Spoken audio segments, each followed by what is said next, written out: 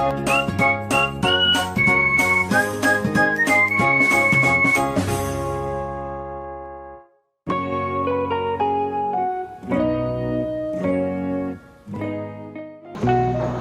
18.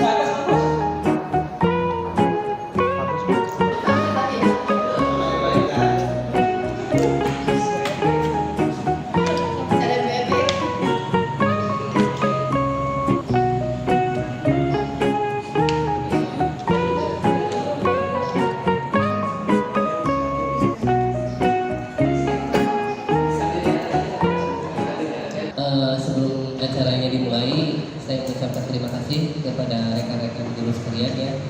Jadi pada dasarnya di sini kami itu harus merekam atau harus mengaplikasikan apa yang telah kami pelajari di dalam program guru penggerak terhadap rekan sejawat. Jadi intinya kita berbagi ilmu lah. Tapi di sini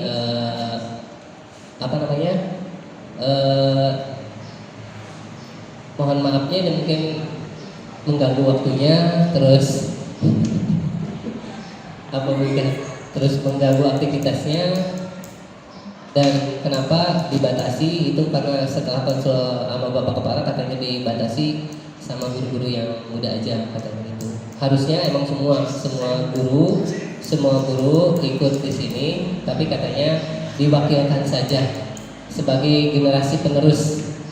Dan kami pun berharap kepada rekan-rekan semuanya, bukan kami promosi ya, jadi pada dasarnya di dalam guru penggerak itu banyak sekali ilmu yang kita dapatkan, bukan untuk mengejar karir, bukan ke sana arahnya, tapi untuk menambah dan mengupdate ilmu pengetahuan untuk kita semua, itu intinya ya. Oke, jadi intinya saya berterima kasih kepada yang sudah hadir. Assalamualaikum warahmatullahi wabarakatuh. Selamat siang, salam sejahtera untuk kita semua.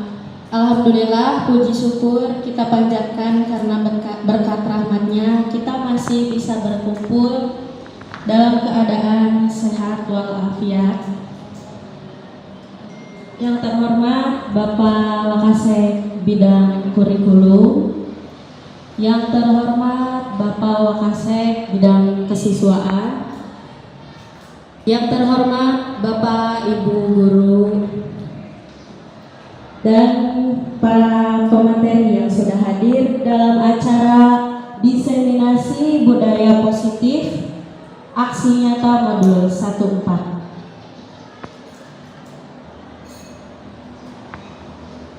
Dalam acara kali ini ada beberapa hal yang akan dilaksanakan, yaitu yang pertama pembukaan, yang kedua menyanyikan lagu Indonesia Raya, yang ketiga sambutan, dan yang keempat acara inti, serta yang kelima penutup dan doa.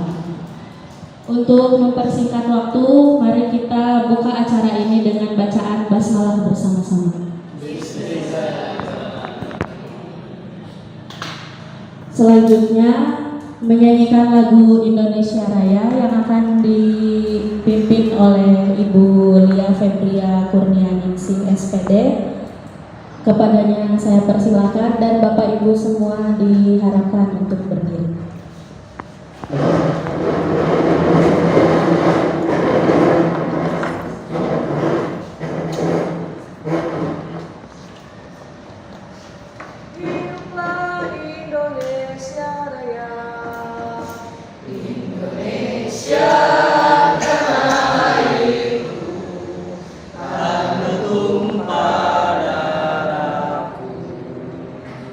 Di sanalah aku berdiri.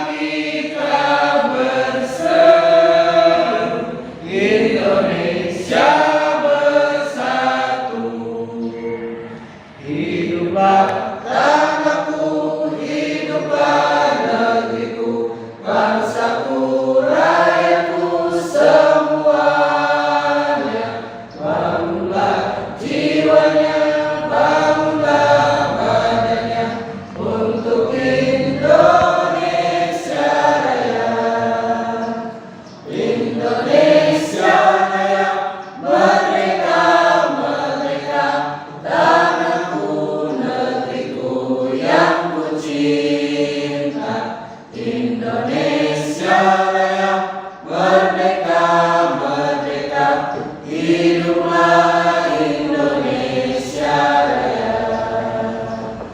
Indonesia Raya, merdeka, merdeka, tanahku, negeriku yang ku cinta. Indonesia Raya, merdeka, merdeka, hiduplah Indonesia Raya. Terima kasih, hadirin disilakan untuk duduk kembali. Acara selanjutnya yaitu sambutan dari Bapak Kepala Sekolah atau yang mewakilinya, Wakasek Bidang Kurikulum Bapak Peru dari Burman SKD. Kepadanya disilakan.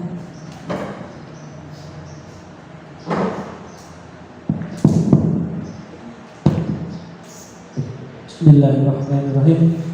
Assalamualaikum warahmatullahi wabarakatuh. Alhamdulillahirabbil alamin wassalatu wassalamu ala asyrafil anbiya'i wal mursalin wa ala alihi wa sahbihi ajma'in. Amma ba'd. Ada Bapak Kepala Sekolah yang diwakilkan saya, kepada Bapak Wakasek Bidang Kesiswaan yang saya hormati, kepada Bapak Ibu ini pemateri ya, diseminasi, Pak Mamat sama Bu Ria yang saya hormati, dan tidak lupa kepada Bapak Ibu Guru SMAN 1 Raja Galuh yang saya hormati dan yang saya banggakan. Terlebih dahulu mari kita panjatkan puji beserta syukur kehadirat Allah Subhanahu wa taala yang alhamdulillah dalam kesempatan ini di sore ini ya menjelang jam 2 kita masih diberikan kesehatan dan kekuatan. Dalam kesempatan ini semoga ya kita semua acara ini mendapatkan ridho Allah Subhanahu wa taala dan kita semua senantiasa tetap ada dalam rahmat karunia darinya. Amin ya Allah ya Rabbal alamin. Salawat beserta salam tidak lupa semoga tetap tercurah terlimpah kepada baginda kita Nabi Allah Muhammad SAW, kepada keluarganya, sahabatnya, tabi'un tabi'in, dan mudah-mudahan pada kita semua nanti di yaumul akhir kita mendapatkan syafaat darinya. Amin ya Allah ya Rabbal alamin. Bapak, Ibu guru yang saya hormati, yang saya banggakan, perkenankan di sini saya mewakili Bapak Kepala Sekolah yang kebetulan dalam kesempatan ini ada acara yang tidak bisa ditinggalkan sehingga beliau mewakili untuk acara kegiatan ini. Pak Muhammad Durian diwakili oleh saya. Terlebih dahulu kita ucapkan terima kasih kepada Bapak Ibu guru yang telah menyempatkan waktunya untuk mengikuti kegiatan. Nah, mohon maaf karena di jam ini mungkin Bapak Ibu ada jam mengajar, Bapak Ibu mungkin meninggalkan kelas. Yang tentu fungsi Bapak Ibu sedikit terganggu untuk acara ini. Namun karena kegiatan ini begitu penting Bapak Ibu, jadi kami mohon melalui Pak Mamat dan Bu Rian minta bantuannya untuk terselenggaranya kegiatan, dan ada beberapa materi mungkin nanti akan disampaikan oleh Pak Mamat yang perlu untuk kita pahami dan kita kaji Bapak Ibu. Ini kaitannya dengan CGP, masih cek Bu ya, masih calon ya, guru penggerak. Karena ini terkait dengan guru penggerak. Nah, ini guru penggerak Bapak Ibu, ini sebetulnya sudah lama Bapak Ibu digaungkan. Ada angkatan 1, 2, 3. Ini kebetulan alhamdulillah Pak Mamat dan Bu Rian ini termasuk angkatan 7. Angkatan 7. Alhamdulillah ya lolos seleksi administrasi. Alhamdulillah bisa mengikuti kegiatan. Nah sebelum-sebelumnya ada beberapa rekan kita juga nih yang ikut Bapak Ibu. CGP angkatan 6 hampir 11 orang. Itu ya. Ada Pak Herman, Bapak Wakasek, kesiswaan juga ikut pada waktu itu. Namun inilah ya. Namun ya karena ridhonya mungkin ya. Ridhonya belum ada kesempatan. Itu awal tuh angkatan 6 kalau nggak salah dari kita ya Pak Wakasek, kesiswaannya bersama rekan-rekan hampir 6 orang Pak ya? 4 orang daftar namun semuanya gugur gitu ya. Nah, lalu dibuka lagi, ini sedikit cerita Pak ya. Dibuka lagi angkatan 7. Angkatan 7 itu daftar lagi ya Pak kesiswaan, daftar lagi ditambah sama saya Pak Mamat Budia daftar. Yang lain gugur, yang tersisa yang lolos cuma berdua. Alhamdulillah kita Bapak Ibunya. Alhamdulillah SMA 1 Raja Galuh ini lolos seleksi administrasi ini Pak Mamat sama Bu Rian. Terima kasih Pak Mamat Bu Rian. Ya ini kita sangat kita sangat berapresiasi sekali, kita sangat bersyukur sekali karena apa? Untuk ke depan ini ketika kurikulum Merdeka diberlakukan ini minimal itu ada ya guru penggerak. Dan alhamdulillahnya lagi kemarin dibuka lagi angkatan ke 989 ya. Alhamdulillah saya mau daftar ternyata udah ketutup manten gitu ya.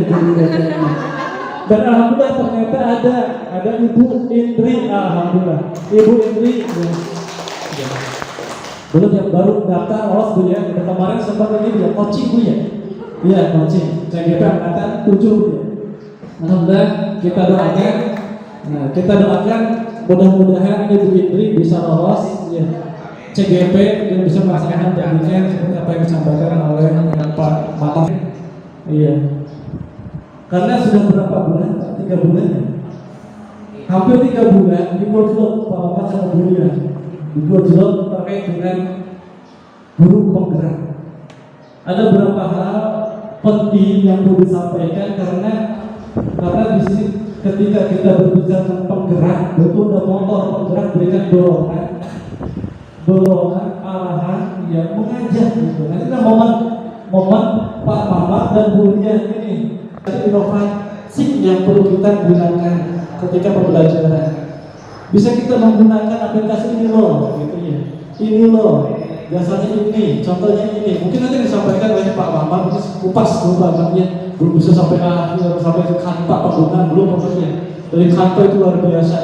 Iya. Pak Mamat sampai bingung, saya juga udah stres banget saya malah. Maka Pak Mamat terusnya lanjutkan. Intinya Bapak Ibu, mohon dorongannya, bantuannya Bapak Ibu dalam pelaksanaan. Dan alhamdulillah juga Bapak Ibu perlu saya sampaikan juga dari beberapa rekan kita sekarang juga mungkin sudah mulai dari kemarin tuh sedang melaksanakan PPG Bu ya. Bu Ika, Bu Mila, Ibu Lia sama Bu Ani gitu ya. Belum selesai Bu ya? Belum selesai ya? Belum selesai, tapi untuk kegiatannya sudah Bu. Kegiatannya, pelaksanaan sudah ya, tinggal menunggu ujian ya. Kita doakan juga Bapak Ibu, rekan-rekan kita juga bisa lulus untuk ujian akhir ya mungkin dan lainnya sehingga kualitas atau juga Bapak Ibu di materi yang disampaikan kita resapi, mudah-mudahan apa yang disampaikan itu bisa bermanfaat buat kita semua, nantinya akhirnya bermanfaat buat siswa-siswi kita semua. Akhirul kalam barangkali Pak Muhammad Doria selamat menjalankan tugas. Kepada Bapak Ibu terima kasih. Saya akhiri wabillahi taufiq. Wassalamualaikum warahmatullahi wabarakatuh. Terima kasih atas sambutannya Bapak Kasih Bidang Kurikulum Bapak Teguh Doris Burman SPD. Lanjut acara inti yaitu diseminasi budaya positif aksi nyata modul 14 yang akan dibawakan oleh narasumber pertama yaitu Ibu Rian Nur Kamaliah SPD, CGP Angkatan 7 Kabupaten Majalengka. Kepadanya dipersilakan.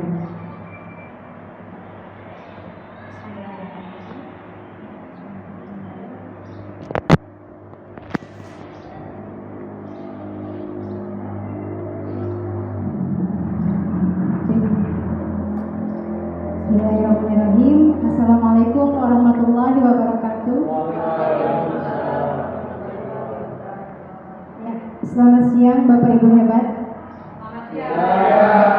Apa kabar? Semangat ya. Ya. Alhamdulillahirrahmanirrahim. Puji syukur kepada Allah SWT.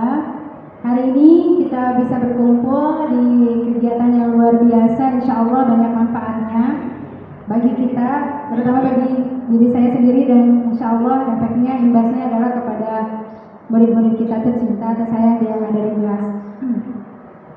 Ya, salawat serta salam juga semoga tetap tercurah kepada Nabi kita, junjungan kita Nabi Muhammad SAW. Karena berkat beliau juga telah membawa kita dari kegelapan menjadi seperti dunia yang sekarang terang benderang. Jadi yang tidak tahu menjadi tahu, ya insya Allah. Selanjutnya kita akan masuk ke materi.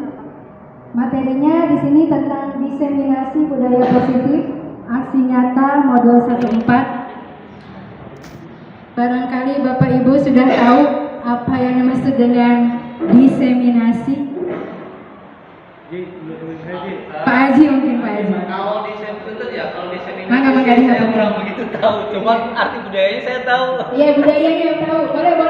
Yang budayanya juga boleh apa? Coba Ji, apa? Jadi yang namanya budaya itu hasil karya cipta manusia yang sudah menjadi kebiasaan gitu. Wah, luar biasa. Tepuk tangannya. Luar biasa. Ya, mohon Bapak Ibu, betul sekali diseminasi di sini saya garis bawahi adalah penerapan Pak Bu. Aplikasi budaya positif mungkin bagi Bapak Ibu yang sudah PNS. Sekarang ada tentang pembiasaan positif ya Bapak Ibu, betul ya? Nah, pembiasaan positif. Nah, di sini juga tadi ada tentang budaya positif, jadi pembiasaan positif. Sebelumnya, sebelum lebih melangkah jauh, kita lanjutkan Bapak Ibu. Ya, bentar Bapak Ibu. Ini alur Merdeka Belajar. Topik bahasan hari ini kita ada 6 topik. Semoga Bapak Ibu bisa menikmati topiknya satu demi satu. Kita santai tapi serius, insya Allah manfaatnya akan kita rasakan. Yang pertama, disiplin dan nilai-nilai kebajikan universal. Kedua, teori motivasi, hukuman dan penghargaan. Ketiga, keyakinan kelas. Keempat, kebutuhan dasar manusia. 5, posisi kontrol. Dan 6 adalah segitiga restitusi. Saya bersama rekan saya, Mr. Mamat, akan mencoba berbagi dengan Bapak Ibu. Saya yakin Bapak Ibu lebih tahu. Saya hanya mengulas sedikit-sedikit saja. Kita sharing. Kita refleksi dulu ya Bapak Ibu sebelum kita mulai. Bapak Ibu hebat, tolong nomor 1 di sini. Pernahkah Bapak Ibu menemukan kelas dalam keadaan kosong atau masih banyak siswa yang berada di luar kelas ketika Bapak Ibu hendak mengajar? Pernah ya? Kemana ini anak-anak kita gitu ya? Gurunya telat, oke. Banyak faktor ya Bapak ya. Mohon. Itu imunisasi gurunya itu. Ibunya sedang imunisasi mengantar anaknya ya. Banyak sekali. Oke, nomor 2. Apakah Bapak Ibu mengizinkan siswa makan dan minum ketika belajar? Tidak. Bagaimana dengan yang lainnya? Tidak juga. Oke. Oh, minum boleh. Iya, boleh ya. Ini hanya pertanyaan pembantu kita untuk refleksi saja. Insya Allah ini nanti akan terjawab bagaimana harus kita melaksanakan ini.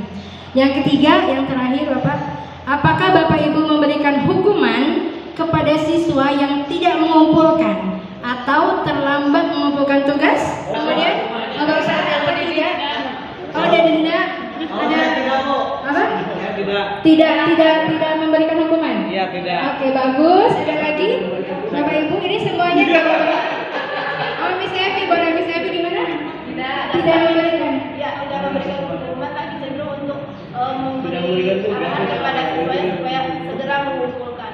Oh iya, memberikan arahan ya, bagus, luar biasa sekali tuh. Saya hanya mengulas ya Bapak Ibu. Bapak Ibu sudah melaksanakan dengan sangat baik. Kita lanjut ya Bapak Ibu, saya izin untuk melanjutkan. Apapun harus ada backgroundnya ya, apa yang akan saya sampaikan, kami sampaikan di sini ada backgroundnya. Menumbuhkan karakter yang kuat pada siswa melalui penanaman budaya positif di sekolah merupakan hal yang sangat penting untuk diwujudkan. Setuju ya Bapak Ibu ya? Ya, melalui pembuatan keyakinan atau kesepakatan kelas diharapkan akan tertanam kebiasaan-kebiasaan positif yang akan membentuk karakter baik pada siswa. Dengan demikian, seiring dengan waktu akan tercipta kelas yang berpusat pada murid. Nah, berpusat pada murid ini sesuai dengan harapan pada kurikulum Merdeka. Jika kelas telah berpusat pada murid, apa yang akan terjadi Bapak Ibu? Ya, kelas akan menyenangkan, kondusif, sesuai dengan keinginan murid dan guru. Guru tidak hanya mengajarkan ilmu pengetahuan sementara, betul ya? Tapi kita menanamkan karakter yang akan kita pakai, bahkan siswa pakai untuk menunjang masa depan mereka yang langsung terjun ke masyarakat. Izin lanjutkan ya Bapak Ibu. Nah, ini disiplin positif, kita masuk ke materi pertama. Disiplin positif dan nilai-nilai kebajikan universal. Nah, Bapak Ibu, dilihat tolong di mejanya ada kertas warna-warni yang cantik di sana. Oh ya, ada. Iya, tapi Bapaknya bawa nggak ya Bapaknya? Enggak. Oh enggak, aduh gimana ini nggak bawa pulpen Bapak Ibu gurunya? Oh, saya bawa. Boleh saling pinjam ya, sharing ya. Kertas itu izin berdiri ya Pak? Kita pairing ya? Bagaimana? Di depan di sini aja, tidak terlihat ini. Kita pairing ya Bu, berpasangan dengan temannya. Bapak mau main nggak? Ingin menulis? Boleh ya? Origaminya ada nggak? Mau dong origaminya? Iya. Oh, terima kasih Pak Haji. Ya Allah, terima kasih. Bapaknya mau main. Bapaknya mau main dengan ekonomi. Boleh. Teman A dan teman B ya. Kita main di sini ada ilustrasinya Bapak. Teman A, tolong Bapak. Yang jadi A sudah tahu? Yang jadi A? Gak semuanya pegang ya. Yang satu saja yang pegang. Jadi A dan B. Yang satu pegang, yang satu enggak origaminya. Ya. Jangan dikasih contekan ya. Berpasangan. Yang pertama, pikirkan benda yang paling berharga bagi Bapak Ibu. Oke, sudah. Benda apa Bapak Ibu yang sangat berharga? Istri atau anak ya, Bu? Boleh.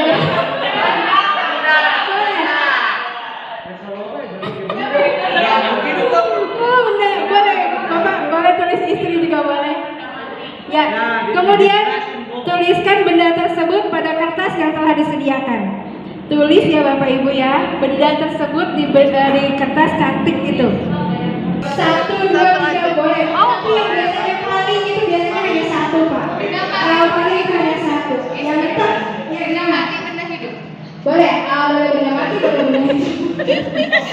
Apa ya? Apa tuh? Ya kan visi hewan gitu ya. Bapak Ibu sudah Ini belum suami. Belum ya? Masih gadis. Belum. Telapak tangannya dibuka, telapak tangannya. Oke. Ya, sekarang dikepal Pak. Ya, Bu dikepal. Dibuka lagi, dikepal lagi. Bisa ya? Nah ini juga kita pakai main ya. Oke, ini bagus juga ya untuk terapi ya. Terima kasih. Intermezzo Pak Bu.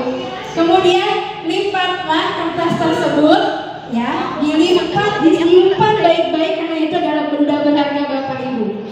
Sama ya. Kan punya suami gitu. Dilipat. Pacar. Mungkin. Tolong diselamatkan benda tersebut, jangan sampai ada yang ngambil. Diamankan, dikantongin. Diamankan, sudah? Sudahkah? Oke, sudah. Oke. Kemudian genggamlah. Tadi kan sudah belajar tuh cara menggenggam. Sekarang genggamlah kertas tersebut, benda berharga tersebut di genggaman tangan Bapak Ibu. Ya. Jangan sampai lepas, jangan dibuka kalau tidak sangat terpaksa. Ya. Sekarang ada misi Bapak Ibu dari teman B-nya, teman pasangannya. Misinya adalah buatlah agar teman A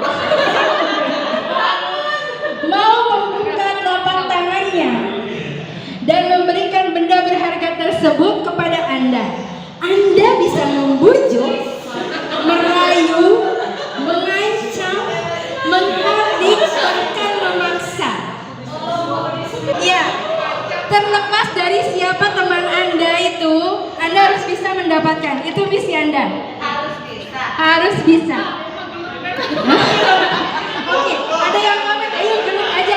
Ya, di sini diperbolehkan loh ya, diperbolehkan menyuap juga bahkan boleh. Menyuap. Bapak Ibu, saya ada yang tersedia ya. Ya, Bapak Ibu yang bisa dipahami fungsinya. Ya, saya hanya memberikan waktu hanya 1 menit saja untuk menjalankan misi tersebut. Waktu dimulai dari sekarang. Silakan.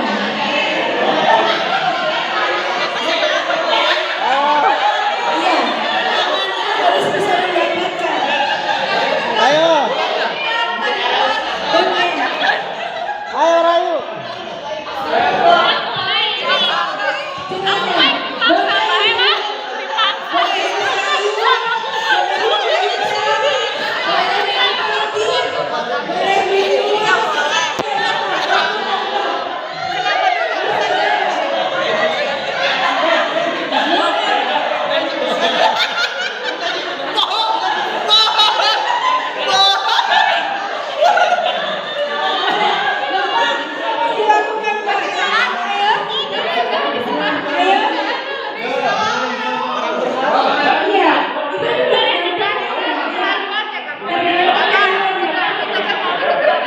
Tergantung yang mau kasih, yang mau kasih atau enggak.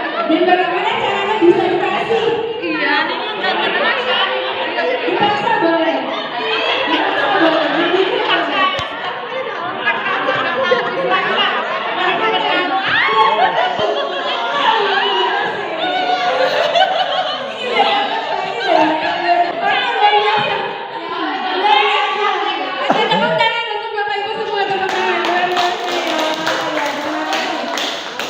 Ya, di sini apa yang terjadi Pak Bu? Ternyata sangat banyak keributan ya di sini ya. Saya memberikan game tersebut untuk mengilustrasikan apa yang terjadi di kelas loh Bapak Ibu. Ternyata apa yang kita lakukan tadi itu terjadi di dalam kelas kita loh Bapak Ibu. Ya, di sini ada ilusi guru mengontrol murid. Kira-kira menurut Bapak Ibu, siapa yang guru, siapa yang murid? Siapa yang memegang kertas? Siapa yang meminta kertas? Itu siapa guru dan muridnya yang mana? Yang memegang itu guru. A guru, B Oke, kita lihat ya. Ilusi guru mengontrol murid, kemudian ilusi bahwa kritik dan membuat orang merasa bersalah dapat menguatkan karakter, ilusi bahwa semua penguatan positif, efektif dan bermanfaat, dan ilusi bahwa orang dewasa memiliki hak untuk memaksa. Kita akan kupas satu-satu bahwa apa yang kita lakukan ini terjadi di 4 ilusi ini. Miss, Ya? aku nggak maksa, Oke. nggak minta, cuman pengen lihat. Iya. Makanya sudah dilakukan. Soalnya ini barang berharga, Iya. harganya buat dia, belum tentu buat aku. Oke, bagus. Iya, betul. Jadi dijalankan tidak misinya. Enggak, Tapi penasaran ingin tahu. penasaran. Iya, penasaran. Coba minta izin doang, boleh nggak lihat gitu. Iya. Dia nggak ngizinin ya udah. Ya udah aja gitu. Ya udah. Ya udah aja, berarti gak ada usaha lagi ya. Hah? Tidak ada sih usaha lagi untuk tahu. Ada bujukan, tapi dianya kayak nggak mau ini ya udah. Oh ya oke. Itu pun terjadi loh Bu di kelas kita itu terjadi begitu dia nggak tahu apa yang harus ya udahlah nggak usah dilaksanakan udahlah. Nah ini akan kita bahas satu-satu izin ya. Di sini ada ilusi guru mengontrol murid. Pada dasarnya kita tidak bisa memaksa murid melakukan apa yang ingin kita mau. Jikalau murid tidak mengizinkan untuk melakukan itu, kita tidak bisa memaksa seharusnya. Apakah betul jika di kurikulum Merdeka itu tidak terfokus kepada kompetensi yang harus dicapai? Ya, jadi lebih fokusnya bukan kepada tuntas atau tidak tuntas, tetapi bahwa karakter yang tertanam pada siswa itu harus ada. Jadi apa yang kita sampaikan dibuat lebih sederhana. Ada UN nggak nantinya? Bagaimana? Merdeka ada UN nggak? Apakah sudah ada? Tidak ada UN memang di kurikulum Merdeka? Tidak ada Pak? Oh, tidak ada. Tidak ada. Jadi Bapak bisa tenang. Ya kalau tidak ada ya aman. Iya. Kalau ada UN nggak aman. Iya. Karena kualitas sekolah dilihatnya bukan dari UN-nya tapi dari apa? Nah. Oke. Di sini kita lanjutkan ya Bapak Ibu. Walaupun tampaknya guru sedang mengontrol perilaku murid, hal demikian terjadi karena murid mengizinkan untuk mematuhi apa yang guru inginkan sebagai kebutuhan dasar dari manusia, kebutuhan dasar yang dipilih murid tersebut. Teori kontrol menyatakan bahwa semua perilaku memiliki tujuan, termasuk perilaku yang tidak terpuji atau menyimpang. Itu pasti punya tujuannya. Kita akan bahas lagi. Nah ini Pak Bu, apakah tadi juga ada mengkritik atau membuat orang merasa bersalah? Pada saat meminta kertas itu ada menunjukkan nggak? Bisa, ayo dong kasih gitu tuh.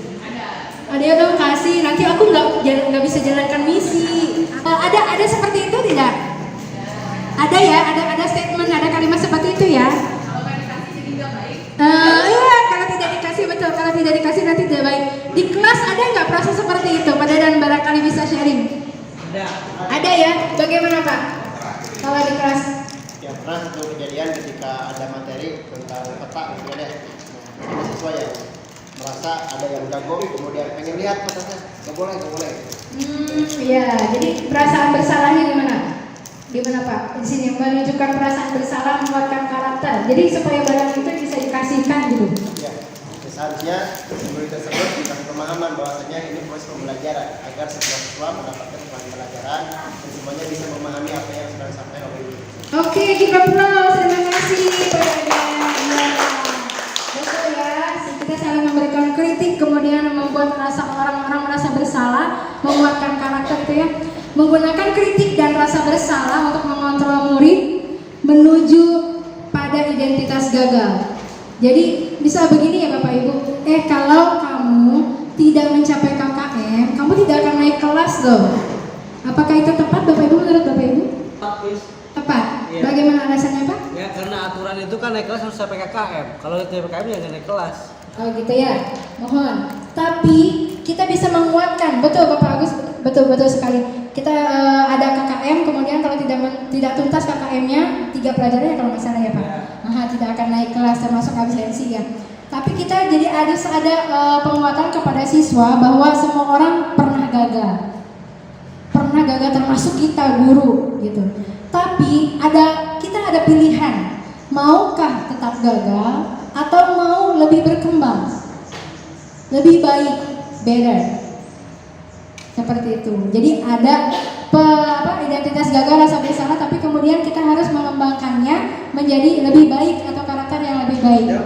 Karena semua orang pernah melakukan kesalahan seperti itu. Kita lanjut ya Bu. Lagi di sini ada terakhir nih Pak Bu. Jadi guru biasanya menggunakan suara halus untuk menyampaikan pesan. Jadi jangan untuk di guru penggerak, yang berpusat pada murid. Sekarang sudah tidak berlaku membentak atau menyepelekan harga diri murid, apalagi mempermalukan murid. Ya, itu di sini sudah bertentangan sekali. Jadi kita dengan istilahnya gini, kasep, bager, soleh, seperti itu. Jadi memanggil anak dengan suara halus, walaupun anak tersebut berperilaku tidak baik. Lanjut ya, izin dilanjutkan. Ilusi yang ketiga. Nah, ini bertentangan dengan yang tadi. Banyak sekali, mungkin ini yang banyak digunakan oleh Bapak Ibu, yaitu membujuk. Tadi ya, untuk mendapatkan kertas itu yang paling berharga, benda yang paling berharga itu dengan cara membujuk. Membujuk itu apa? Merayu, mempengaruhi murid agar mengulangi suatu perilaku tertentu. Jadi kalau baik itu terus dibujuk, seperti itu nah bagus. Tapi jika terus-terusan juga tanpa menerapkan nilai-nilai kebajikan yang tepat, itu anak juga merasa dibodohi nantinya. Dirayu aja, padahal udah begitu aja. Kayak gitu. Jadi kita harus menanamkan nilai-nilai kebajikan. Akhirnya siswanya akan menolak. Ya, nah ini yang tadi banyak melakukan ya, bahkan ada yang tarik-tarikan baju, itu ilustrasinya luar biasa sekali. Terima kasih Bapak. Itu menggambarkan sekali ya, bahwa orang dewasa yang percaya bahwa mereka memiliki tanggung jawab dengan dalih tanggung jawab untuk membuat murid-murid berbuat hal-hal tertentu. Seperti tadi batasannya adalah KKM. Kamu harus sampai ke 75 nak. Kamu harus mencapai 75. Apapun yang dilakukan dapat diterima selama ada sebuah kemajuan berdasarkan sebuah pengukuran kinerja. Contohnya tadi kalau sudah 75 kalian tuntas. Pada saat itu pula orang dewasa akan menyadari bahwa perilaku memaksa tidak akan efektif untuk jangka waktu panjang. Yang ada hubungan malah terjadi permusuhan antara murid dengan guru. Ada kasus kan Pak Bu, murid saya juga, dia setiap hari Kamis tidak masuk sekolah Pak Bu, ataupun masuk sekolah tapi di jam guru tersebut dia tidak mau masuk. Kenapa Pak Bu?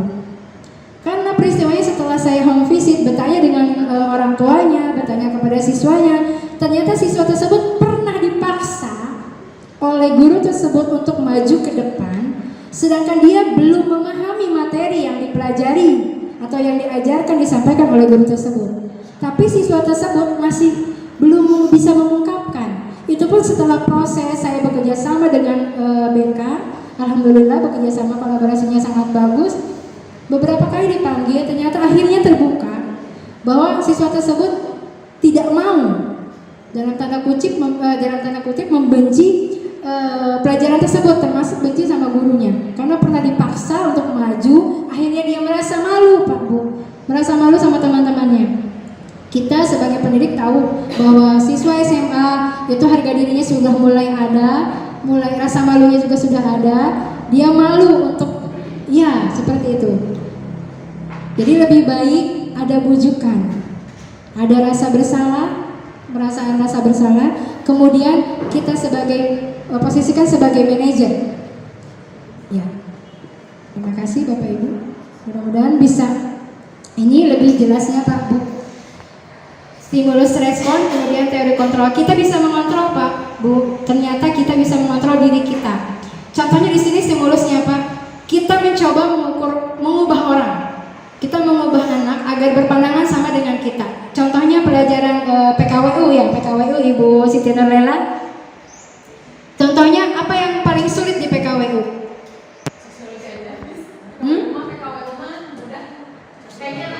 Sosiologi, boleh sosiologi. Sosiologi materinya. Baik. Penelitian sosial itu agak sulit untuk anak kelas 10. Oke. Penelitian sosial dianggap sulit bagi anak kelas 10. Ternyata di sini kita punya stimulus kontrolnya di sini, teori kontrol atau pilihannya. Jadi bukan menggunakan kata sulit. Kita berusaha memahami pandangan orang lain tentang dunia. Misal menurut kelas 10 itu sulit. Nah, kita coba buat pilihan bukan kata sulit yang kita pakai, tapi menantang. Ya, menantang. Kalau di bahasa Inggris kita pakai challenge ya. Ya, kita pakai challenge. Ini lebih challenging loh. Kalian kan suka challenge apa biasanya di TikTok suka ada nih. Challenge minum apa, mukbang atau apa gitu ya. Nah ini yang pertama itu contohnya perilaku buruk dilihat sebagai suatu kesalahan. Yang tadi, jika siswa melakukan kesalahan, misalnya terlambat, gitu, apakah dia tidak punya tujuan untuk terlambat? Menurut Bapak Ibu, jika ada siswa nih yang berbeda, spesial, terlambat, terus di kelasnya dia super aktif, banyak bergerak, sering apa baik, mana buruk, walaupun kita mereka masih butuh bimbingan kita. Kemudian saya bisa mengontrol orang lain. Anda tidak bisa mengontrol orang lain. Seperti hanya sekarang saja. Apakah saya bisa mengontrol Bapak Ibu untuk duduk diam? Tidak. Apakah Bapak Ibu tadi dikontrol sama? Tapi ternyata ada teori pilihannya, yaitu dengan cara ia bekerja sama. Atau kita bisa konsensus memilih menciptakan pilihan-pilihan baru. Misal tadi ada yang kalau Ya, win-win solution ya tadi ya. Jadi kalau misal kamu mau ngasih kertas ini, kalau kamu mau ngasih kertas ini nanti aku kasih ini loh. Kayak gitu. Nah, ini model berpikir menang kalah kayak tadi ya. Jika kamu tuntas semua mata pelajaran, maka kamu akan naik kelas. Itu menang kalah. Kalau menang-menang gimana? Bagaimana? Gimana kalau kalimatnya dirubah? Kalau kamu masuk terus ke kelas, insya Allah loh kamu bisa lolos. Gak yang negatif kemudian positif atau positif kemudian negatif, tapi ini menang dan menang. Mudah-mudahan tidak paham, bisa dicari tahu lagi. Lanjut ya, tadi kan judulnya disiplin. Ini maaf saya mengutip dari modul yang saya pelajari. Nah, ini disiplin artinya belajar. Long life education ya Pak Bu, kita juga sekarang sedang belajar, alhamdulillah masih diberi kesempatan untuk belajar. Disiplin diri membuat orang menggali potensinya, dan dengan belajar kita bisa menggali potensi apa yang kita punya. Saya di Guru Penggerak banyak sekali ilmu yang saya dapatkan. Di sana banyak teman, banyak ilmu, kemudian banyak pengalaman berbagi di sana. Saya harap Bapak Ibu bisa ikuti kegiatan ini dengan baik dan nanti bisa bergabung di Salon Guru Penggerak ya. Amin. Tapi Pak Bu, disiplin seringkali ini yang jadi permasalahan di banyak sekolah. Mungkin di sekolah kita tidak ya Pak? Tidak ya. Bahwa budaya kita, makna kata disiplin telah berubah menjadi sesuatu yang dilakukan seseorang pada orang lain untuk mendapatkan kepatuhan. Jadi disiplin lebih ke ketidaknyamanan, lebih harus patuh, dan lebih ke keterpaksaan. Jadi buat orang tidak terpaksa di budaya kita di Indonesia termasuk mungkin di sekolah kita. Jadi harus dipaksa dengan kata peraturan. Jadi harus tidak nyaman dengan peraturan. Kita ngabsen seperti apa, harus bagaimana, itu kan tidak nyaman. Tapi itu kembali lagi kepada motivasi dalam diri kita itu, kalau ngabsen harus tepat waktu seperti apa. Ya, itu makna disiplin yang saya rangkum. Mudah-mudahan. Nah, ini yang tadi saya buat tadi, bahwa apa yang kita lakukan adalah tergantung dari nilai-nilai kebajikan universal yang ada dalam diri kita. Nilai-nilai kebajikan adalah sifat-sifat positif manusia. Setiap manusia, saya yakin, apalagi seorang pendidik, nilai-nilai kebajikan universalnya sangat banyak. Ketulusan, kecintaan, kasih sayang, kemudian ketakwaannya kepada Tuhan Yang Maha Esa, termasuk akhlak mulia, itu ada pada seorang pendidik, insya Allah ya. Nah, di sini ada teori kontrolnya dari Dr. William Glasser. Setiap perilaku yang dari awal kita sudah bahas, setiap perilaku atau perbuatan memiliki tujuan, termasuk tadi hal-hal yang tidak terpuji yang dilakukan oleh murid-murid kita, terlambat, terus istilahnya apa, ngabalun, mabal apa sih? Ya. Pernah ya menemui hal ini ya Pak Bu? Pernah. Jadi anaknya ternyata ada di kantin tidur. Nah itu ada, saya pernah mendengar celetukan, saya mah ingin dicari sama Miss Rian, saya mah ingin dicari sama Pak Aji, saya ingin ditemui sama Ibu Nilam. Nah itu ingin dicari, ingin ditemui, ingin ditanya. Jadi punya perilaku menyimpang tersebut ternyata membutuhkan perhatian dari kita.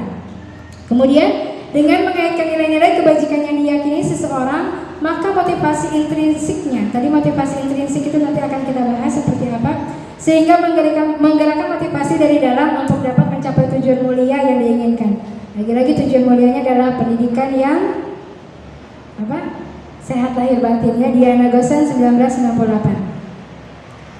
Ini nilai-nilai kebajikannya yang akan harusnya terwujud di kurikulum merdeka ya Bapak. Yang PPKN, Ibu Asri pasti tahu mangga Bu, bahwa ini adalah 6 aspek yang harus dikuasai atau dimiliki di nilai-nilai kebajikan dari seorang murid, yaitu beriman, bertakwa kepada Tuhan Yang Maha Esa dan berakhlak mulia. Mandiri di sini bisa diartikan bertanggung jawab atas apa yang dikemukakan oleh murid atau apa yang dikerjakan oleh murid. Kemudian bernalar kritis. Bernalar kritis ini menerima materi yang diterima, kemudian tidak hanya menerima saja, tapi dia bisa mengemukakan jika dia tidak menerima apa yang kita sampaikan. Bahkan Bapak Ibu, mereka juga bisa loh memberikan materi yang lebih daripada yang kita punya. Mereka lebih banyak waktu untuk mempelajari itu, misal dari gadget yang mereka punya. Kemudian berkebinekaan global, negara kita sudah terkenal sekali dengan kebinekaannya, termasuk di kita culture-nya di Lewi Munding, Raja Galuh, banyak sekali ya anak murid yang sekolah di sini dari berbagai macam agama, kemudian kebiasaan, culture-nya ya, budayanya itu banyak sekali. Dari yang petani, kemudian kalau nelayan nggak ada ya, kita nggak ada ya. Tapi dia ada yang wira swasta dan macam-macam. Nah, bergotong royong ini berkolaborasi yang tadi saya maksud. Dan yang terakhir adalah bahwa siswa itu kreatif. Tidak hanya menerima, tapi dia bisa menciptakan, mengkreasi. Jadi kompetensinya sudah sangat meningkat. Tantangan kita sebagai pendidik harus bisa menciptakan profil pelajar Pancasila. Jadi bukan mencapai KKM Bapak Ibu, tapi profil pelajar Pancasila yang 6 aspek ini semoga bisa kita terapkan, kita diseminasikan di murid-murid kita. Lanjut ke teori selanjutnya, ada teori motivasi, hukuman, dan penghargaan, restitusi. Saya izin untuk motivasi ada 3, ada 2, kemudian hukuman, penghargaan. Untuk restitusi izin oleh rekan saya Pak Mamat yang akan disampaikan. Ya, dilema sekali Bapak Ibu untuk hukuman dan konsekuensi. Ya, di sini ada motivasi eksternal dan motivasi internal. Seperti yang tadi saya lakukan di awal, saya mencoba membangkitkan apabila saya tidak melakukannya.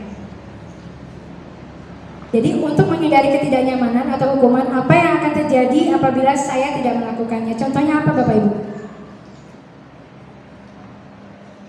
Apabila saya tidak melakukan absensi di jam 7 tepat di awal, kemudian pulang jam 13.30, apa yang akan terjadi bila saya tidak melakukan itu? Ada yang bisa sharing? Akan bermasalah. Oh, merasa bersalah. Oke. Berarti kalau ada merasa bersalah, kemungkinan itu motivasi intrinsiknya sudah keluar, luar biasa. Tepuk tangan untuk Ibu Siti Nurlela. Luar biasa. Kalau ada rasa bersalah itu masuknya ke intrinsik Bapak Ibu. Ada lagi mungkin yang berbagi, yang PNS, jika tidak melakukan kemob ya, tepat waktunya, apa yang akan terjadi Bapak Ibu? Akan dipanggil oleh atasan. Ya, ditegur. Ada efek dengan keuangan Pak, Bu? Untuk saat ini belum, tapi wacananya ada ya? Mudah-mudahan tidak ada. Oke. Kemudian yang kedua, untuk mendapatkan imbalan dari orang lain atau institusi. Contohnya tadi, jika melakukan absensi tepat waktu, kemudian tadi pulang waktunya tepat, kemudian mengajar dengan akan mendapatkan penghargaan. Apa yang akan saya dapatkan apabila saya melakukan itu? Kalau tadi dimarahin, kalau sudah tepat berarti dapat pujian dong. Penghargaan? Oh tidak. Oh tidak. Jadi apa yang didapatkan jika melakukan hal tersebut? Tenang. Oh, luar biasa, berarti kalau sudah ada terasa tenang itu berarti sudah ada motivasi intrinsik. Luar biasa, tepuk tangan untuk wakasek kita, luar biasa. Ya, dipuji ya, luar biasa, itu pujian ya Pak. Oke. Ya, dan yang ketiga itu menghargai diri sendiri. Saya akan menjadi orang seperti apa jika melakukan itu? Nah, ini adalah motivasi intrinsik Pak, Bu. Jika saya tepat waktu, maka saya akan menjadi orang yang satu, menghargai waktu, terus bertanggung jawab, menghargai diri sendiri, kemudian bahagia. Iya betul, luar biasa Mika. Itu juga termasuk penghargaan. Jadi motivasi ada motivasi eksternal, ada motivasi internal. Terima kasih Bapak Ibu yang sudah responnya luar biasa untuk siang hari ini. Nah, tapi kita lihat Pak Bu. Sekarang kita fokusnya kepada murid. Motivasi apakah atau motivasi manakah yang saat ini paling banyak mendasari perilaku murid-murid kita di sekolah? Apakah motivasi eksternal? Apakah internal? Kita cari yang paling banyak. Yang paling banyak Pak Bu. Eksternal. Rata-rata mereka ingin apa? Nilai, betul. Salah siapa sih Pak mereka kok jadi fokusnya ke nilai? Salah siapa? Siapa yang salah? Iya, siapa yang suka mengiming-imingi nilai? Iya, semoga kita tidak termasuk yang mengiming-imingi nilai ya Pak Bu ya. Iya, mudah-mudahan kita tidak termasuk mengiming-imingi nilai. Tapi tanamkanlah motivasi intrinsik pada diri mereka, termasuk bagaimana cara mereka bertahan hidup atau survival di luar sekolah ini. Ya, mudah-mudahan kita tidak termasuk yang memberikan motivasi. Nah ini bapak kita, siapa Pak Bu? Iya, Toro Tara. Tara sama Toro? Mirip siapa? Mirip Oke.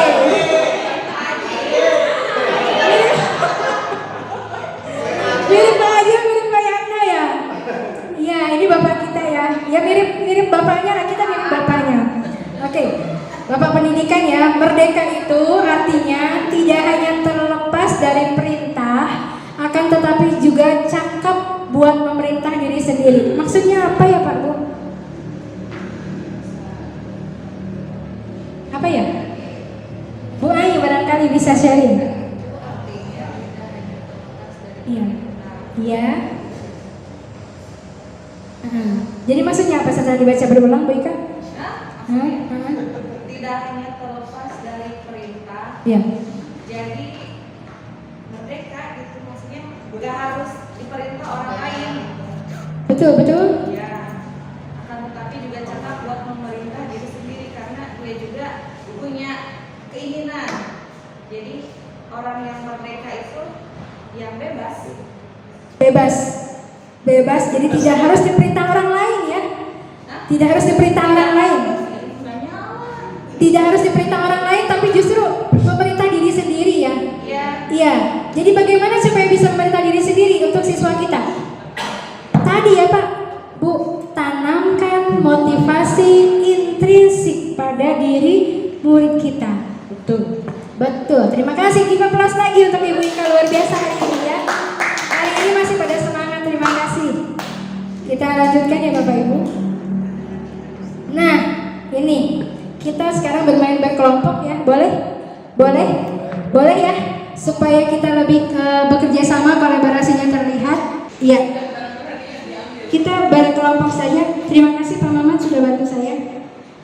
Boleh berkelompok di sini 2, nah, ya di sana 2 boleh Pak. Atau mau main lagi? Lihat sini aja ya Pak ya.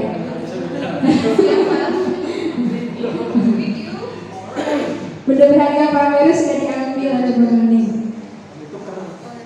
Ya. Terima kasih Bapak Ibu. Ada yang disarankan kita bisa berkolaborasi bersama teman-teman di sana. Boleh berempat. Ada Ibu Ika, Bu Nila bisa bergabung atau boleh di sana ditentukan di kertasnya. Kita bisa menentukan. Ini tindakan guru, ada 7 tindakan guru. Kemudian kita bisa memilih mana hukuman, mana konsekuensi. Ini yang jadi dilema. Jadi dilema yang sering dilakukan oleh kita sebagai pendidik kepada murid-murid kita tersayang di kelas.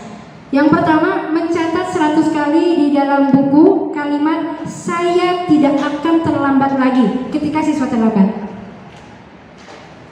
Kedua, lari mengelilingi lapangan basket 2 kali putaran karena terlambat hadir di sekolah.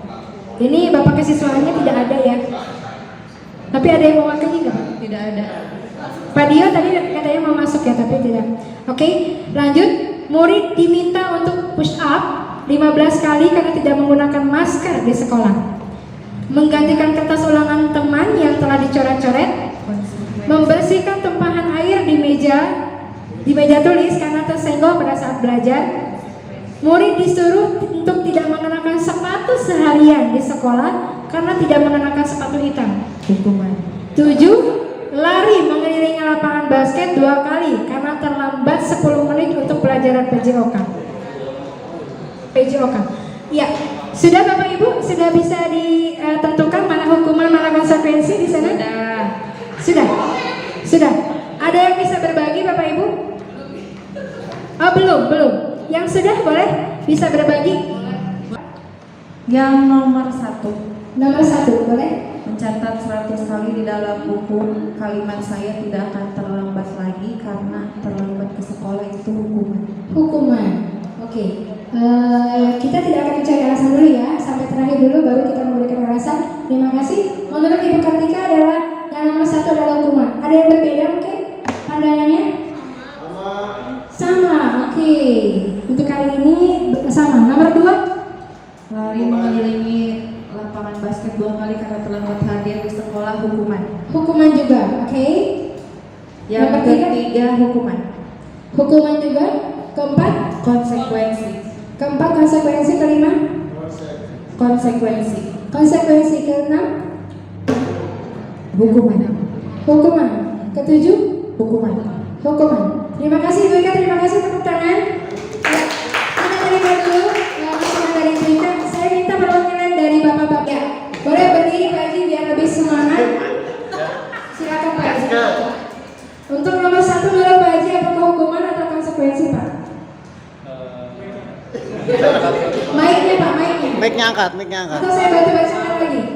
Harus memilih bagaimana nih? Apakah ini termasuk hukuman? Baik, saya bantu Pak. Dalam buku kalimat saya tidak akan terlambat lagi ya. Untuk nomor 1 kebetulan saya jarang menggunakan Miss ya. Iya, Pak. Tapi itu mungkin ya upaya yang bagus yang dilakukan oleh seorang guru untuk membuat. Tidak pernah dipakai sama Bapak ya? Ya, enggak. Tidak pernah Dan saya dipakai. biasanya pakai hukuman misalnya push up, sit up kayak gitu kalau khusus anak laki-laki. Oke, untuk laki-laki Bapak masih push up dan sit up ya. Terima kasih Pak Haji, terima kasih tepuk tangan. Oke, terima kasih masukannya. Oke. Dari bapak-bapak yang lainnya, Bapak Pak, barangkali mau kasih masukan Pak untuk kami Pak. Ibu Rani bisa memberikan gambaran kenapa konsekuensi gitu PJOK? Dicek dulu.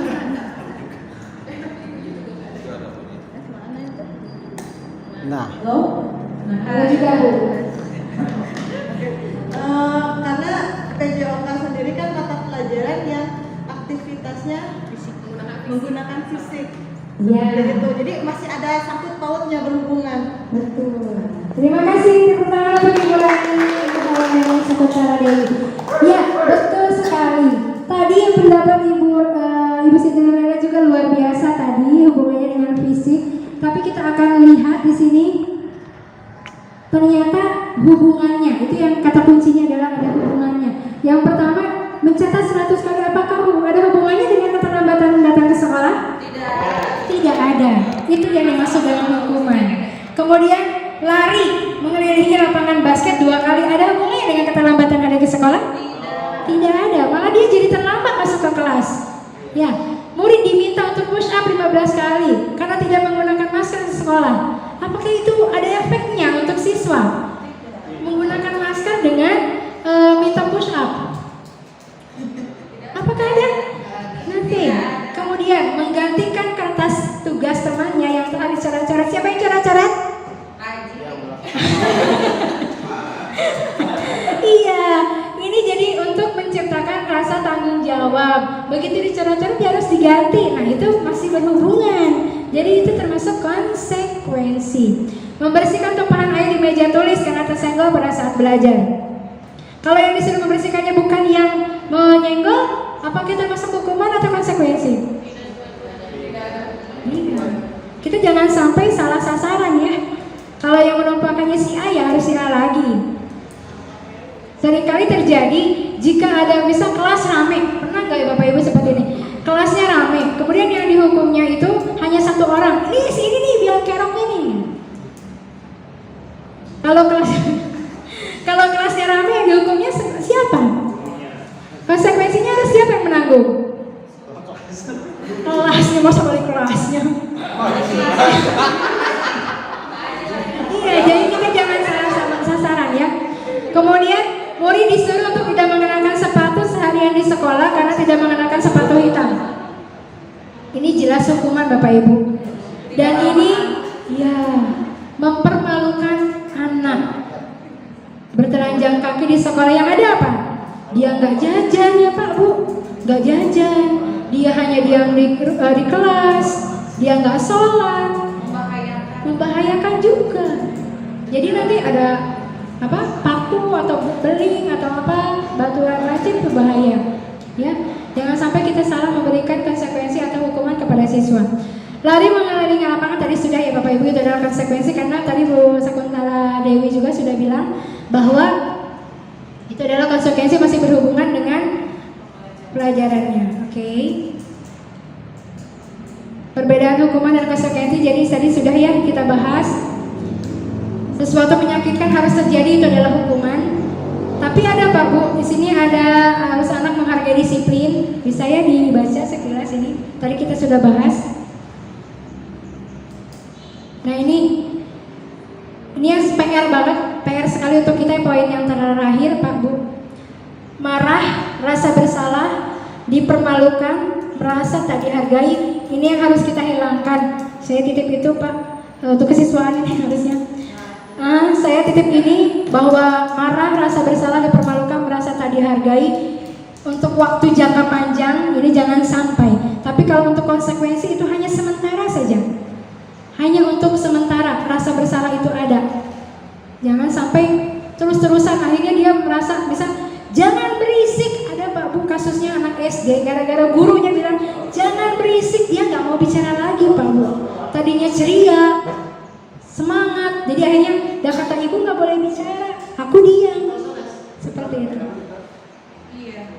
Harus dihindari ya Bapak. Itu PR kita. Nah ini untuk institusi nanti ada di video Bapak Mamat. Terakhir Pak, ini PR saya dan saya ingin ajukan ke Pak Kurikulum. Ingin diadakannya keyakinan kelas untuk setiap wali kelas.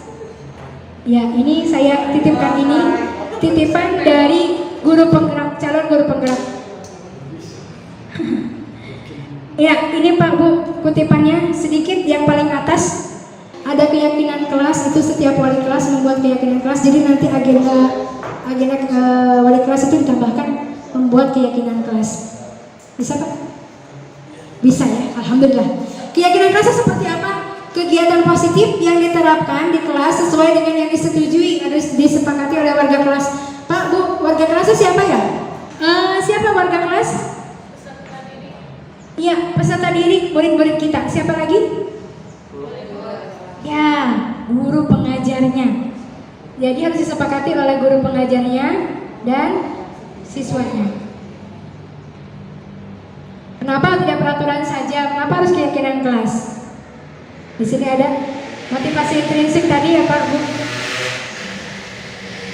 Oke, kita skip.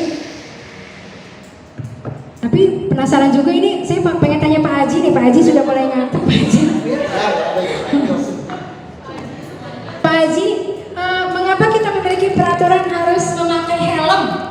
Mengapa kita memiliki peraturan harus menggunakan helm bila mengendarai kendaraan roda 2? Ya, ini sebenarnya Aturan yang udah sangat cukup jelas ya.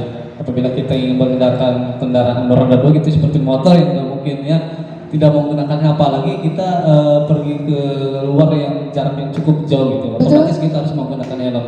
Nah, untuk mengantisipasi Betul. sesuatu yang tidak diinginkan. Yang tidak diinginkannya apa Pak? Nah, kayak seperti mungkin kita amit-amit gitu kan, barangkali jatuh lah, Oh, iya. bagaimana kan. Terus Betul. yang lebih ditekan lagi kita ketemu polisi. Iya. Iya. Oh, maaf Anda tidak pakai helm ya. Ada surat cinta dari kepolisian ya Pak? Yes, seperti itu. Oke, yes, betul. Oke. Terima kasih Kim Plus untuk Pak Haji. Ya, itu ya salah satunya, berarti Pak Haji ini sudah mengetahui motivasi intrinsik bahwa kalau menggunakan helm itu ada motivasi intrinsiknya, yaitu menjaga keselamatan tadi ya. Bukan, kalau yang motivasi eksternalnya yaitu takut ditilang. Oke, kita lanjut ya. Oke, maaf ini saya lanjutkan saja. Nah, ini yang sudah saya laksanakan Pak Bu, izin sharing.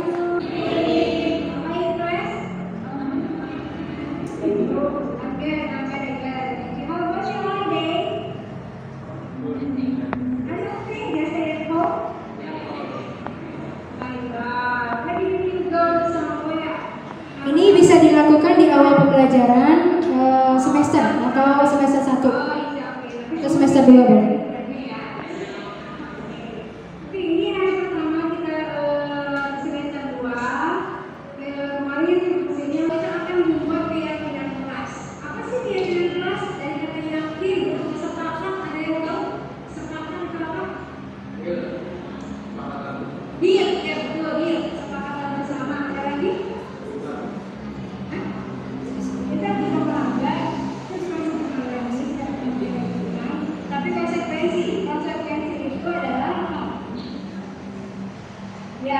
Jadi jika melanggar nanti harus ngapain? Nah itu kamu juga yang buat, bukan Mas. Kita akan buat kesepakatan.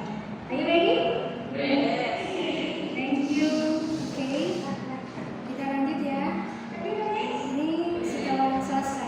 Ini setelah selesai membuat kesepakatan setelah dibagikan kertasnya, kemudian mereka menuliskan apa yang mereka inginkan selama 6 bulan ke depan. Jadi tentang kegiatan apa yang akan mereka lakukan. Ingin seperti apa kelasnya? Mirip-mirip. Jadi sambil ada 6, tapi nanti juga kurang boleh ya ditambahkan lagi. Sambil dari yang pertama. Ini yang akan ditampilkan adalah proses dealingnya, proses deal atau tidaknya. Jadi disepakati atau tidaknya oleh siswa semuanya.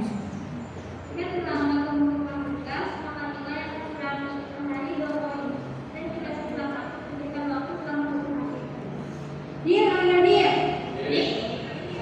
Are you sure? Ya. Ya, ini banyak sekali kesepakatannya.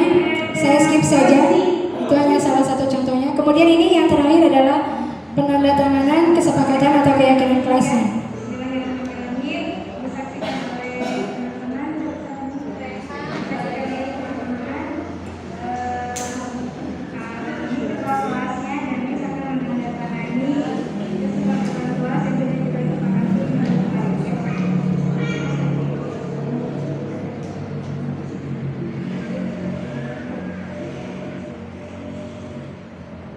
Ditandatangani oleh perwakilan kelasnya, yaitu diwakili ketua kelas.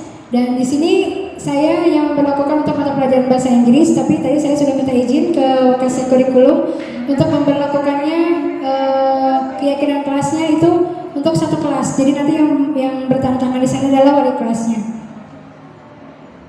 Oke, terima kasih. Ya, ini contoh kesepakatan kelas. Tidak terlihat mungkin ya Bapak, Ibu. Nanti bisa saya kopikan. Contohnya ini sudah ditandatangani. Judulnya ini masih kesepakatan pelajaran bahasa Inggris ya. Dan mungkin nanti setelah di-ACC oleh kepala sekolah, kita bisa membuat kesepakatan kelasnya itu per kelas, bukan per mata pelajaran. Ya, tadi question and answer-nya masih sudah selama berlangsung ya Bapak Ibu ya. Jadi sudah tidak perlu ya sepertinya ya. Kita lanjut ke Pak Mamat saja ya. Oke, terima kasih. Give applause for everyone. Thank you. Assalamualaikum warahmatullahi wabarakatuh. Semoga bermanfaat. Terima kasih kepada narasumber 1, Miss Rian, atas pemaparan materinya.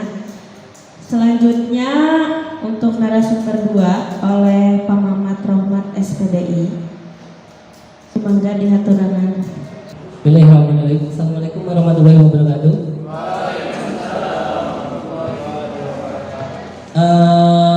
Baik, terima kasih Bapak Ibu Guru. Pada kesempatan kali ini mungkin saya akan melanjutkan pembahasan materi. Mungkin udah ngantuk udah lelah ya, udah sangat membosankan mungkin gitu ya. Tapi di sini ada beberapa hal yang masih harus disampaikan gitu ya. Jadi saya harap Bapak Ibu masih tetap semangat. Oke. Masih tetap semangat. Semangat ya. Aduh, ini ada masalah apa ini? Kenapa nggak bisa di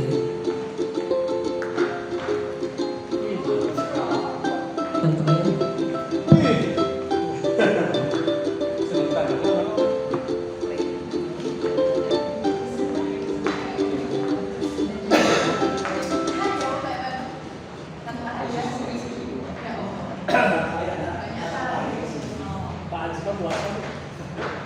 Oke, sambil minum, sambil makan, asal jangan sambil tidur Pak Haji. Ya, oke, melanjutkan materi yang tadi, ini sebenarnya masih banyak ya. Tadi juga mungkin Miss Rian itu tidak tuntas, tapi karena waktu yang membatasi. Nah, di sini yang akan saya sampaikan itu tetap sama, budaya positif. Yang pertama itu ada kebutuhan dasar manusia. Yang kedua itu ada 5 posisi kontrol. Yang ketiga itu segitiga restitusi. Mungkin yang akan kita bahas pertama adalah kebutuhan dasar manusia. Ya. Nah, sebelum kita membahasnya, mungkin Bapak Ibu ada yang mau komentar atau mau menjawab apa saja sih sebenarnya? Iya, yang menjadi kebutuhan dasar manusia itu apa saja? Oke, boleh Bu Ika, boleh. Oke, baik. Oke, boleh dijawab. Oke, 5 itu apa aja Bu Ika? Kebutuhan dasar manusia itu seperti apa? Kita pasti punya kebutuhan dasar ya. Setiap orang itu memiliki kebutuhan dasar dan memiliki keinginan. Ya. Tapi apa gitu kan? Kebutuhan fisiologi, rasa aman, kasih sayang, penghargaan, dan yang paling tinggi adalah aktualisasi diri.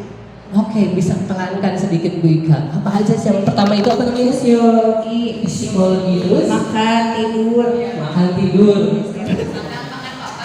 Yang kedua rasa aman. Rasa aman. Ya, setelah terpenuhi fisiologinya, manusia membutuhkan rasa aman. Manusia mencari tempat-tempat yang tenang, aman gitu, yang menurut dia aman. Kalau nggak aman pasti cemas. Iya. Kan? Betul sekali. Terus kasih sayang, kebutuhan kasih sayang. Setelah rasa aman yang terpenuhi, manusia membutuhkan rasa kasih sayang. Kasih sayang. Itu jelas sekali ya, setiap orang memiliki. Setelah kasih sayangnya terpenuhi itu ada penghargaan. Penghargaan atau reward itu sendiri. Iya. Yang terakhir adalah aktualisasi diri. Oke. Orang tidak akan mencapai aktualisasi dirinya jika kebutuhan-kebutuhan di bawahnya tidak terpenuhi. Oke, baik sekali. Terima kasih Bu Ika. Oke. Di sini kita akan melihat sebenarnya tadi udah disebutkan mungkin beberapa poinnya oleh Bu Ika ya, bahwa yang kebutuhan dasar manusia itu di sini akan kita lihat nih. Kebutuhan dasar manusia itu sebenarnya ada 5, betul sekali ya. Yang pertama itu ada kebutuhan hidup untuk bertahan hidup atau survival ya. Terus yang kedua itu ada cinta dan kasih sayang. Yang ketiga itu ada kebebasan, ada freedom. Yang keempat itu ada kesenangan. Dan yang terakhir itu ada kekuasaan. Ya. Nah, itu yang melatar belakangi atau kebutuhan dasar manusia. Nah, kita kaitkan di sini, ya, kita kaitkan seluruh tindakan manusia itu memiliki tujuan tertentu. Semua yang kita lakukan adalah usaha terbaik kita untuk mendapatkan apa yang kita inginkan.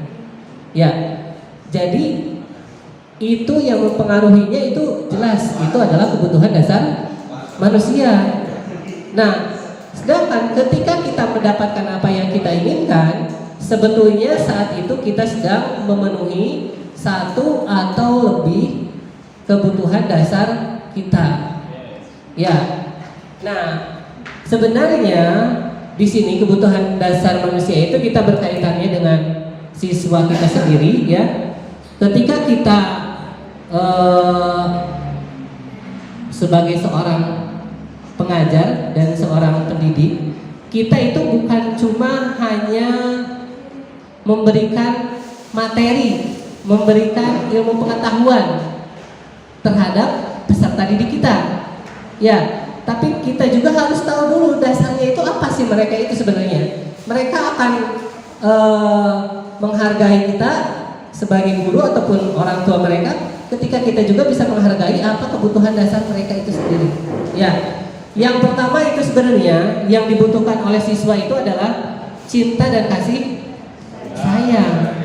Ya, Pak Haji. Jadi yang utama itu siswa itu sebenarnya membutuhkan cinta dan kasih sayang. Ya, itu sebenarnya. Ya, dari siapa? Dari kita, ya, sebagai gurunya. Ya, jadi selayaknya lah, sudah selayaknya ketika kita mengajarkan atau mendidik peserta didik kita, didiklah peserta didik kita selayaknya anak kita sendiri. Kita cintai, kita sayangi. Ya, jangan menggunakan hal-hal yang bernada negatif. Ya, karena itu akan merubah nantinya, merubah karakter dari anak itu sendiri. Ya, jadi dasar manusia itu semua orang pengen dicintai, baik itu siswa laki-laki ataupun itu siswa perempuan. Kadang nih kita suka salah ya Pak Haji ya. Kita suka salah, kita malah memprioritaskan siswa perempuan ya Pak Haji ya. Nah, apalagi yang paling cantik kata Pak Haji ya. Apalagi yang paling cantik itu yang dicintai katanya. Prioritas Pak. Prioritas. Nah, padahal itu enggak ya. Sebenarnya yang layak dicintai itu bukan cuma perempuan tapi semuanya, baik itu yang laki-laki maupun yang perempuan. Nah, ada kalanya secara tidak sadar kita selaku pengajar atau pembimbing, kita itu di kelas selalu membedakan. Ada si A, ada si B, ada si A, ada si B. Kita selalu tidak sadar memberi sekat yang seperti itu. Padahal ketika kita memberi pengajaran atau pendidikan, itu selayaknya kita harus dengan penuh kasih sayang. Semuanya sama, tidak harus bedakan. Ya, nah itu. Jadi udah selayaknya yang namanya peserta didik itu kita cintai dan kita sayangi. Kenapa? Karena ya emang dasarnya atau itu manusia itu pengen dicintai dan pengen kasih sayang. Nah, terus yang selanjutnya itu ada kebebasan atau freedom.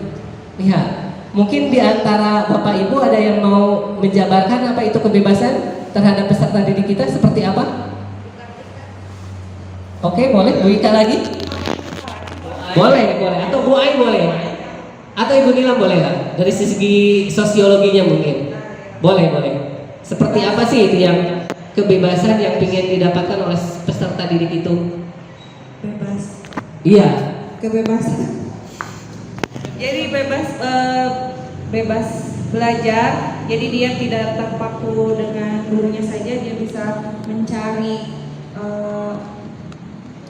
bahan materi lain dari sumber yang lain, itu bebas. Terus dia bisa memilih merdeka belajar, ya, memilih mata pelajaran yang dia sukai, kayak gitu.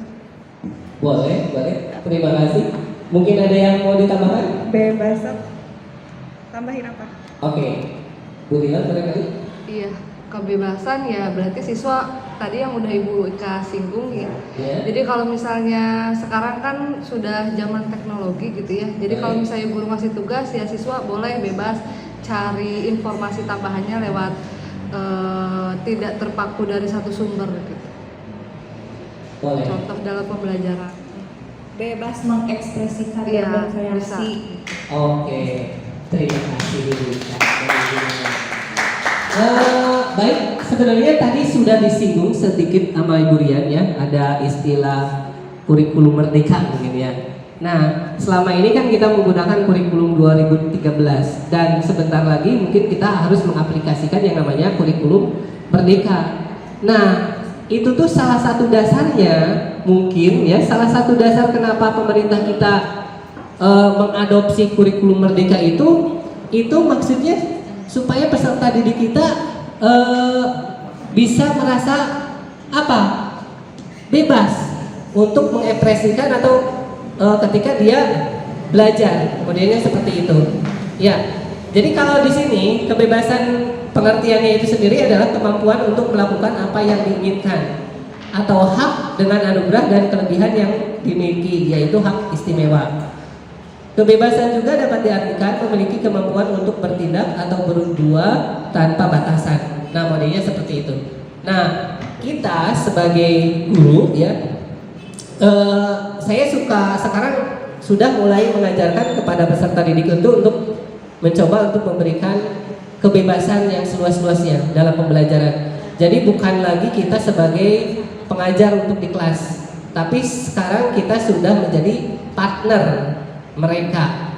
Kita cuma bisa mengawasi, kita bisa bersharing dengan mereka, dan mereka sendiri yang melakukannya. Contoh kecilnya mungkin kita bisa ketika kita mengajarkan di kelas itu kita meminta peserta didik untuk membuat kelompok belajar.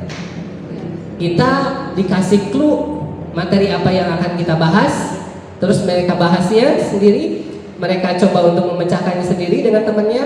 Nah, baru nanti kita mengarahkan, membimbing, ya, mengarahkan dan membimbing untuk ke arah yang lebih tepatnya. Nah, itu, ya. Jadi sebenarnya ketika anak itu belajar kayak kita seperti ini, itu sudah tidak relevan lagi mungkin ya. Jadi ketika ada teacher center atau yang berpusat kepada guru itu, sekarang metode itu sudah kurang relevan. Justru sekarang mengacunya kepada student center. Jadi kita semuanya arahkan kepada siswa. Ya.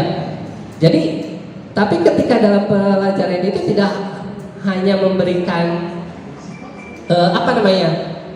tugas, bukan, tapi kita juga tetap menemaninya di situ. Ya. Nah, tadi kita udah bahas ada dua ya, ada kasih sayang, terus yang kedua kebebasan. Nah, ini yang ketiganya kesenangan. Ya. Jadi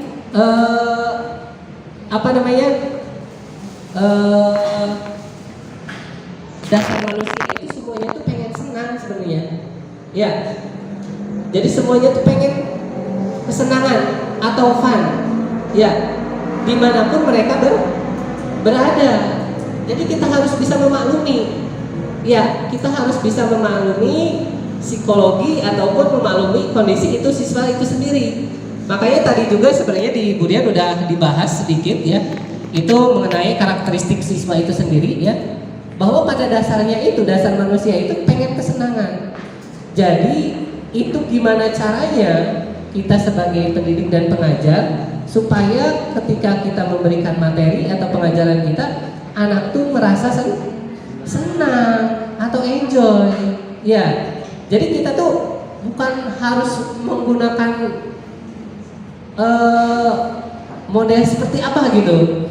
Ya, misalkan kita tegas atau gimana, boleh ketegasan, tapi diselingi dengan yang namanya kesenangan. Ya, apalagi itu udah mengacu kepada jam-jam terakhir. Ya, jam terakhir itu udah sangat sulit sekali. Sangat sulit sekali untuk melaksanakan pembelajaran. Ya, udah lelah, udah lapar, wah udah pikirannya kemana-mana. Iya, udah gelisah, pokoknya itu susah sekali. Makanya sebisa-bisanya pas di jam terakhir itu kita perbanyak hal yang menyenangkan, apapun itu caranya. Ya. Nah, dalam arti yang memasukkan dengan materi. Iya, berkaitan dengan materi. Jangan sampai kesenangannya ya di luar materi, enggak ya, tapi masih berkaitan dengan materi. Ya. Misalkan kemarin saya juga pernah ya materinya mungkin ketika jam terakhir itu udah boring, oh pas kebetulan di pelajaran bahasa Inggris itu ada lirik dan lagu, jadi oh jam terakhir ya udah aja nyanyi. Ya di situ karena di situ ada listening, ada speakingnya, jadi ada listeningnya, ada speakingnya di situ masuk. Jadi kita dikolaborasikan aja dengan LPP, rencana pembelajaran kita. Ketika materinya kita di jam pelajaran terakhir, ya kita coba untuk apa materi yang cocok untuk di jam terakhir. Ya, kalau untuk yang cuma 2 jam pelajaran 1 minggunya mungkin nggak bisa ya. Tapi kalau yang misalkan, oh ini mah ada 4 jam, ada yang paginya, ada yang siangnya, berarti itu bisa dipilah-pilih. Ya, tapi kalau yang cuma 2 jam berarti pintar-pintar kita harus mengaktualisasi. Ya, jadi selain cinta kasih sayang, kita juga harus menghargai kebebasan mereka. Terus juga yang ketiga adalah kesenangan. Ya, jadi kita ketika mengajar pun harus senang, harus enjoy, walaupun dalam hati kita berat. Ya.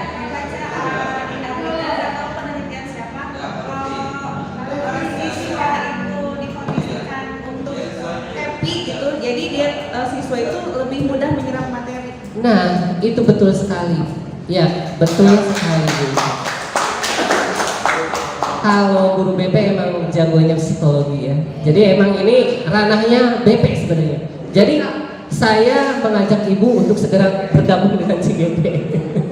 Ya, nah, jadi dari kebutuhan dasar manusia itu 3 poin aja yang kita petik. Kasih sayang, kebebasan, dan kesenangan. Ya, itu semua dasar manusia itu semuanya pengen kasih sayang, pengen bebas, pengen senang. Makanya kita harus bisa mengaitkan dengan apa yang harus kita kaitkan, materi kitanya ataupun apanya. Nah, di situ kita harus pintar-pintar di sana. Ya, jadi selama ini kita selalu cuma senang sendiri aja, misalkan. Ya, misalkan di antara kita ada yang cuma enjoy sendiri aja, ngajar kepada siswa terserah saya. Misalkan ada yang seperti itu. Nah, kedepannya mungkin kita bisa merubah. Jadi ternyata anak itu nggak bisa mengikuti kita sebenarnya, tapi kita yang harus mengikuti mereka dengan tahu apa? Ya tadi dasar kebutuhannya. 1, cinta kasih sayang, terus kebebasan, kesenangan. Oke, nah kita mungkin masuk ke bagian kedua. Di sini ada posisi kontrol. Ya, posisi kontrol mungkin masih agak bingung seperti apa itu posisi kontrol. Sebenarnya ini berkaitan dengan yang tadi dibahas oleh Miss Dian tentang hukuman. Ada kaitannya ke sana. Makanya sekarang kita lihat aja cuplikan videonya ya, kita bisa lihat.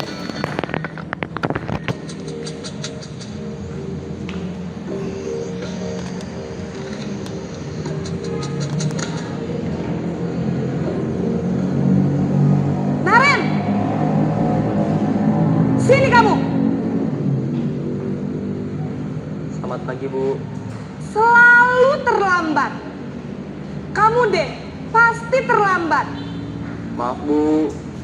Saya... Apa? Apa coba? Alasan kamu apa lagi? Kapan sih kamu tidak terlambat?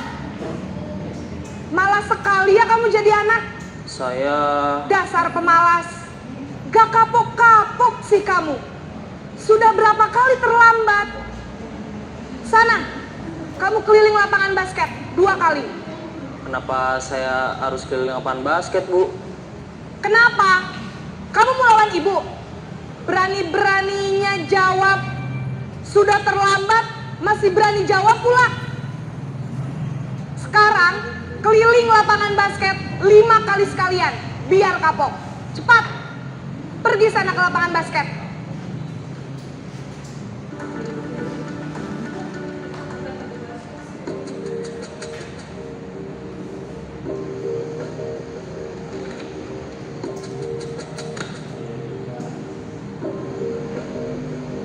Naren!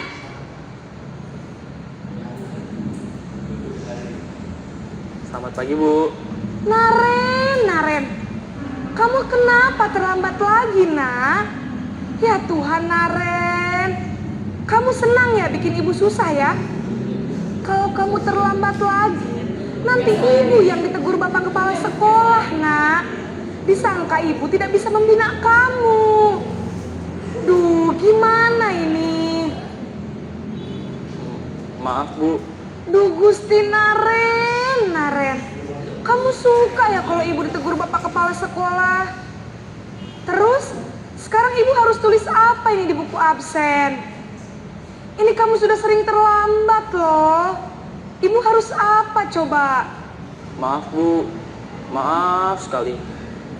Ya sudah, lain kali jangan bikin ibu susah lagi ya, nak ya. Ibu tidak akan kuat lagi kalau kamu begini terus. Bisa jantungan kalau ibu ditegur bapak kepala sekolah. Sana cepat ke kelas. Maaf ya, Bu. Maaf sekali. Posisi pembuat rasa bersalah berbicara dengan nada tenang.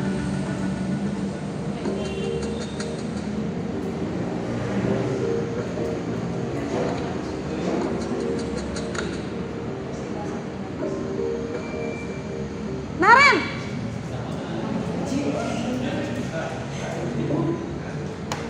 Selamat pagi, Bu. Wah, sudah jam berapa ini, nak? Terlambat lagi ya, sayang? Iya, Bu.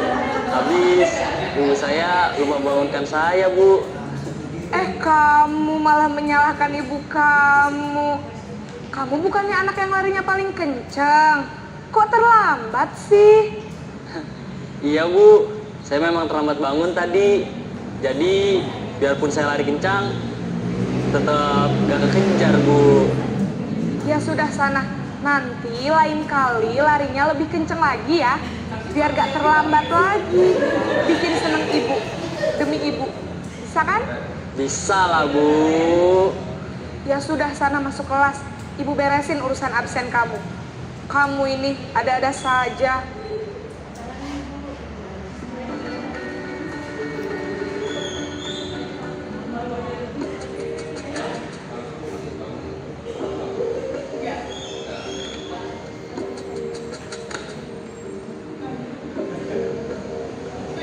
Naren!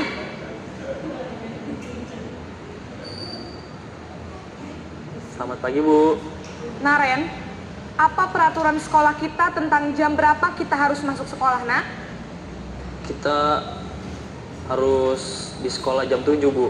Iya, betul. Sekarang sudah jam 7.20. Naren sudah tahu konsekuensinya jika terlambat hadir. Paham, Bu. Saya harus tinggal kelas pas jam istirahat selama 20 menit. Iya, benar. Konsekuensinya demikian. Jadi nanti jam 9.30 pas istirahat, kamu harus tinggal di kelas, kerjakan tugas tambahan untuk ketertinggalan kamu, ya?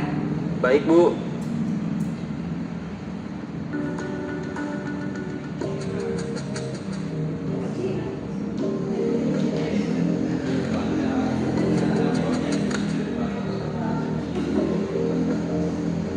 Naren!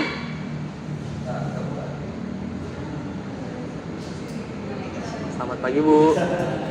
Selamat pagi, Naren. Maaf, Bu. Saya terlambat. Iya, sekolah masuknya jam 7, sekarang sudah jam 7.20. Jadi sekarang bagaimana ini, Naren? Maaf, Bu. Saya lupa setel alarm saya semalam.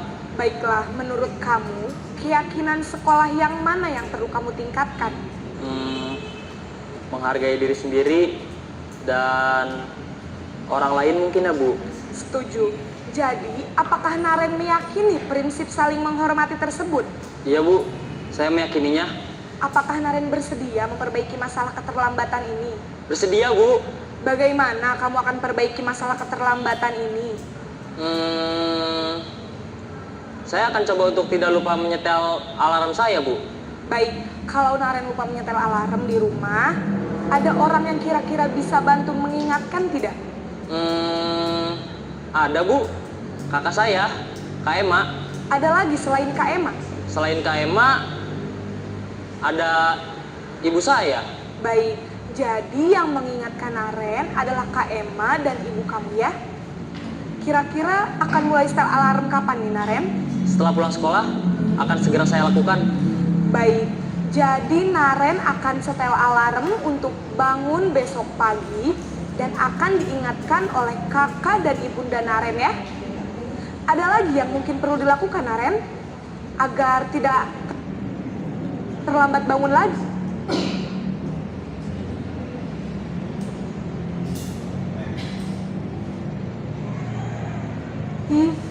Tidak ada, Bu. Baik, Naren. Makasih.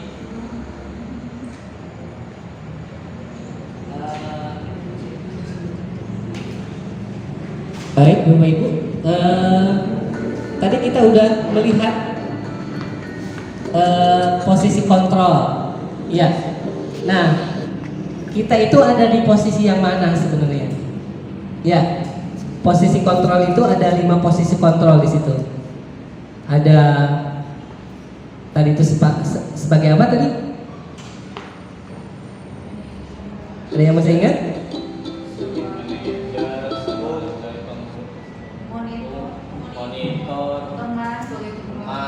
Teman, pemantau, manajer. Nah, mungkin Bapak Ibu merasakan sendiri kan, selama ini kita berada di mana nih posisi kontrolnya?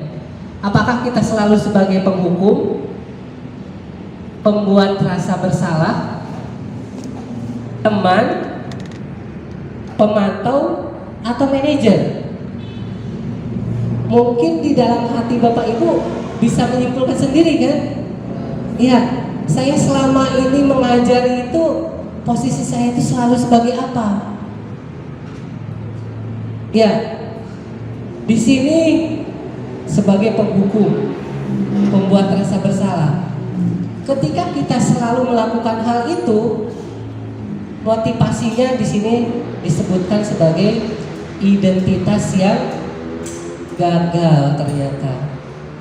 Ya, jadi ketika kita selalu menghukum, selalu membuat rasa bersalah anak itu tidak menjadikan anak jerah, tidak menjadikan anak sadar.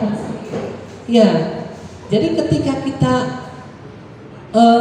mendidik siswa itu, kita harus paham kesananya. Ya, nah jadi apapun alasannya, ketika kita mengajar dan mendidik itu, kita harus tahu dasarnya. Yang tadi dasar kebutuhan manusia, yang sekarang posisi kontrolnya apa gitu. Nah, terus kalau kita lihat contoh perbuatannya di sini, kalau penghukum udah jelas ya, dia suka menghardik, menunjuk-nunjuk, menyakiti. Pernah nggak Pak Haji seperti itu? Alhamdulillah belum gitu kan, belum. Misalnya saya mukul gitu, nyubit, enggak. Atau mungkin ini kata-kata yang sering kita katakan, kalau kamu tidak melakukannya, awas kamu. Itu kita suka mengancam dengan nilai biasanya. Iya kan? Kita secara tidak sadar kita menghukum anak itu, nilai kamu pasti jelek, nilai kamu pasti jelek. Nah, ternyata itu merupakan hal apa? Hal yang nggak boleh kita lakukan. Ya, itu termasuk ke dalam bentuk identitas gagal.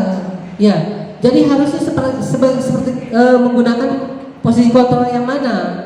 Ya, di sini ada 2 ya, ada 2 yang berhasil, itu yang menggunakan posisi kontrol sebagai teman atau pemantau, dan yang terakhir itu posisi kontrol sebagai manajer. Ya, jadi ketika kita mengajar dan mendidik siswa, apalagi kita mengajar dan mendidiknya anak SMA, itu berbeda dengan anak SD, SMP, ataupun anak TK itu sendiri ya. Itu kita harus lebih menghargai anak itu sendiri. Jadikan mereka sebagai teman kita. Ya, jadi ketika kita berada di dalam kelas itu jangan kita merasa memiliki, oh kita tuh seorang guru, oh kita tuh harus powerful, harus super power misalnya. Enggak. Ya, anak SMA itu udah lebih dewasa. Ya, ketika mereka beranjak umur sekian tahun, mungkin di psikologi itu udah jelas ya Bunda ya. Kalau anak menginjak umur berapa? 15 atau berapa? Dewasa. Iya, enggak. Remaja. Iya. Itu tuh kita tuh selaku orang tua itu udah menganggap mereka tuh harus sebagai teman, bukan sebagai anak kecil. Sebagai teman, tapi teman yang tidak bisa dipermainkan. Nah, itu. Ya. Itu sebagai teman yang tidak bisa dipermainkan maksudnya. Jadi intinya ketika kita di kelas itu kita harus bisa menjadi teman, menjadi juga pemantau. Tadi udah saya sebutkan ketika kita mengajarkan di kelas, udahlah kita banyak-banyak anak yang beraktivitas. Kita ngasih kelompok di kelas itu sendiri.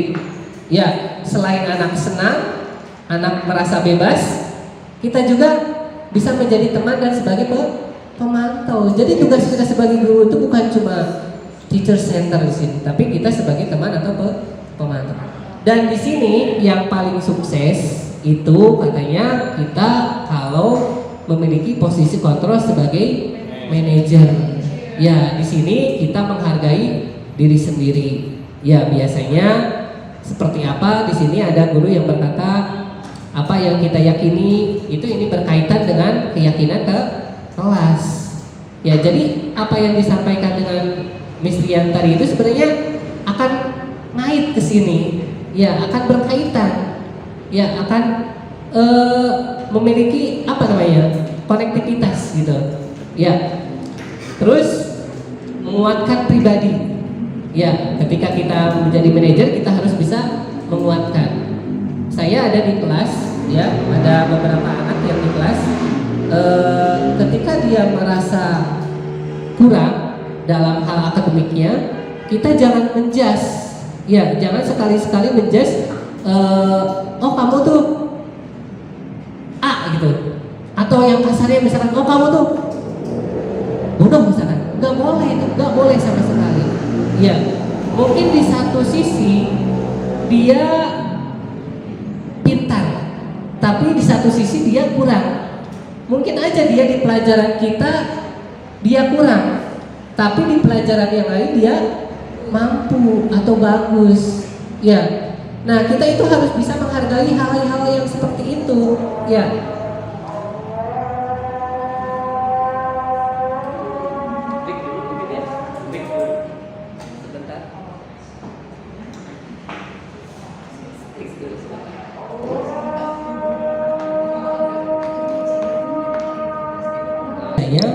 Memang setiap manusia pasti pernah bersalah.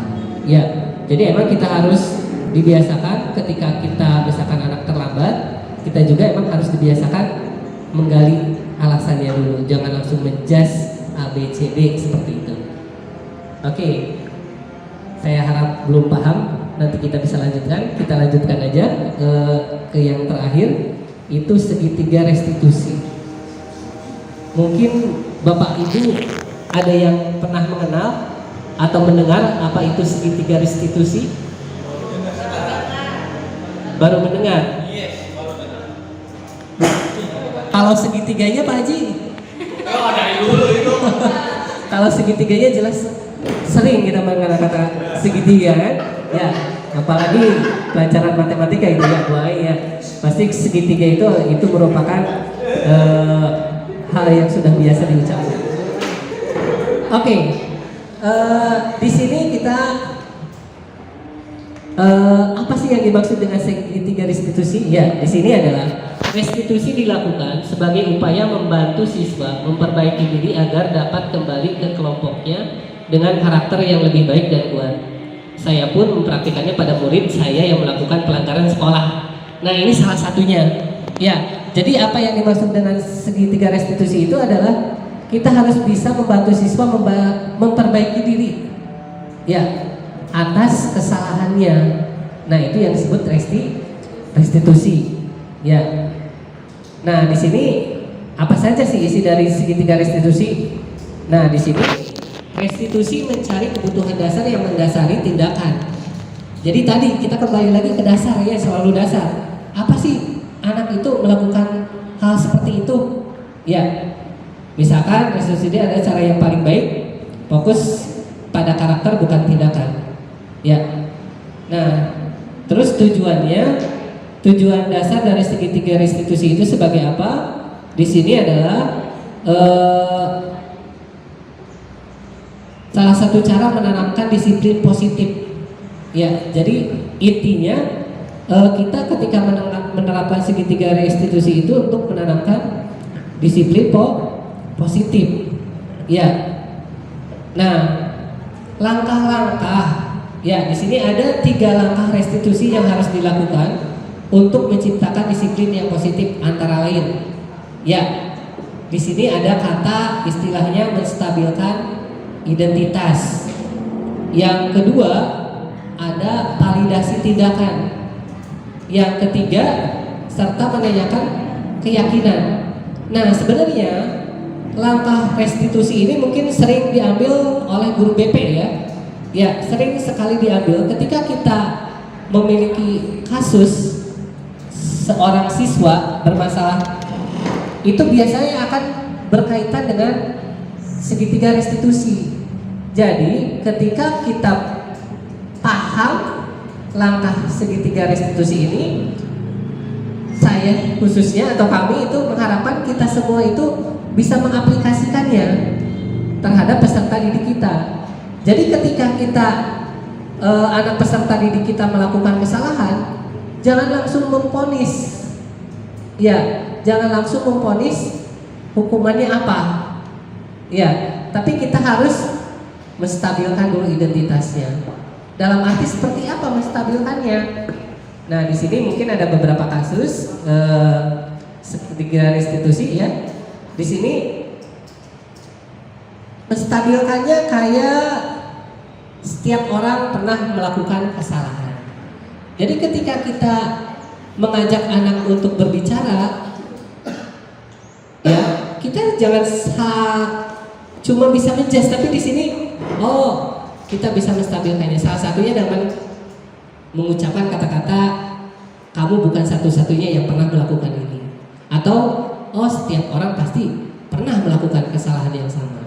Jadi mereka akan merasa kita nggak dijatuhkan, nggak langsung dijatuhkan. Ya, modelnya seperti itu.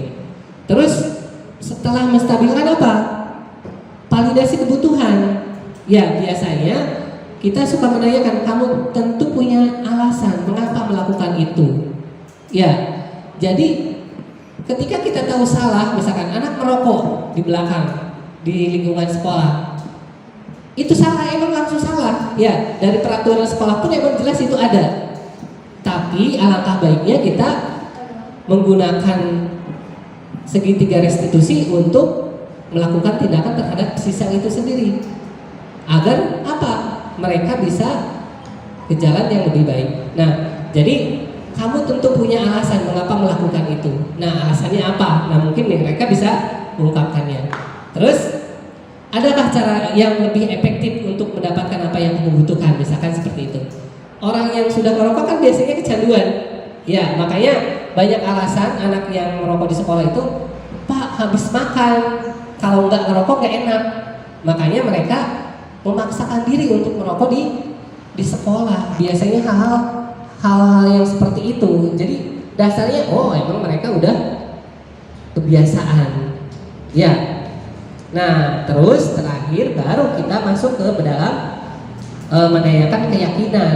Keyakinan di awal tadi yang memang yang penting itu. Keyakinan apa? Yang tadi yang dijelaskan oleh Bu Rian tadi di awal. Bisa jadi keyakinan kelas, bisa jadi harusnya ada keyakinan sekolah. Cuma di kita tata tertib itu dibuat hanya melibatkan apa? Melibatkan gurunya saja, tanpa melibatkan peserta didik. Harusnya ketika kita pengen membuat tata tertib, itu siswa juga harus dilibatkan. Sebagai apa? Ya sebagai keyakinan atau kesepakatan kita semua. Jadi ketika kita pengen memberikan punishment, tapi walaupun di situ nggak boleh hukuman ya, itu kita sudah jelas. Oh, emang saya salah. Apa yang telah kita yakini dulu saya lakukan, tidak lakukan, oh saya berarti berhak atau pantas untuk mendapatkan konsekuensinya. Ya, jadi itu emang berkaitan semua dari keyakinan sampai akhir. Jadi yang utama itu dari keyakinan yang awal, nanti berkaitan dengan segitiga restitusi yang ini. Hukuman apa yang pantas diambil atau hal apa yang pantas diambil untuk menindak peserta didik tersebut.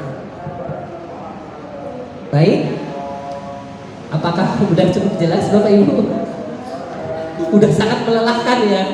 Oke, saya harap ini bukan akhir ya. Saya harap Bapak Ibu dan kita tetap belajar bersama untuk kemajuan sekolah kita ya. Jadi pada akhirnya emang kita menginginkan sekolah kita sekolah yang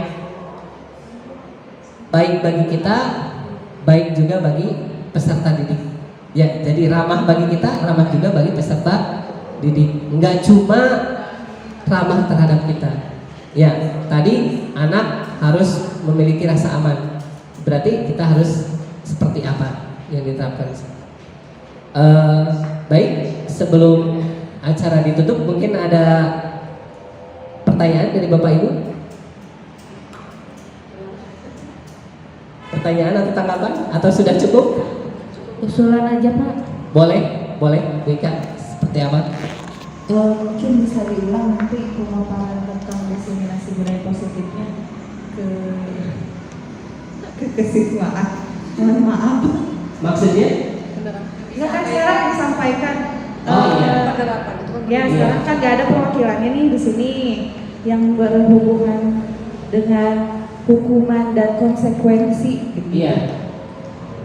Iya, makanya dari awal juga ya yang namanya diseminasi budaya positif ini emang harusnya diikuti seluruh warga sekolah. Cuma emang pas tadi tuh konsultasi emang oh yang ininya aja dulu gitu. Jadi tidak semua ikut. Ya mungkin nanti disampaikan lah. Ya. Dan saya harapkan Bapak Ibu juga termotivasi untuk bisa ikut juga ya. Di sana bukan untuk mengejar karir sebenarnya, tapi mengejar kemampuan yang belum kita miliki. Ya, oke. Terima kasih warahmatullahi wabarakatuh. Terima kasih kepada Pak Mamat selaku narasumber 2 menencang acara yang terakhir. Kita akhiri acara ini dengan bacaan hamdalah bersama-sama.